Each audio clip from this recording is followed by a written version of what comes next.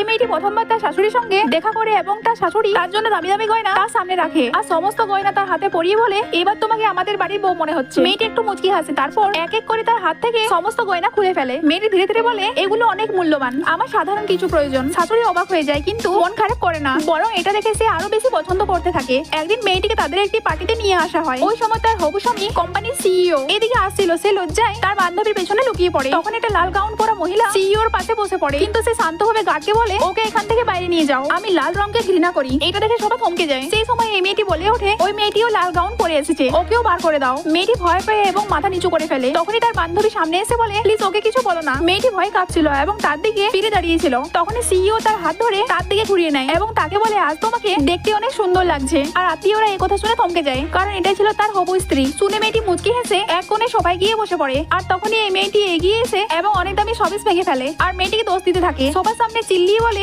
ওই মেয়েটি ভেঙে ফেলেছে, ওকে ওখান থেকে বার করে দাও। ওই সময় সিইও অনেক রেগে যায় আর গার্ডকে বলে, এখানে সমস্ত দামি দামি জিনিস ভেঙে ফেলে দাও, আর এর জরিমানা ওই মেয়েটা পরিশোধ করবে যে আমার স্ত্রীকে দোষারোপ করেছে। ওই মেয়েটি ভয় পেয়ে যায়।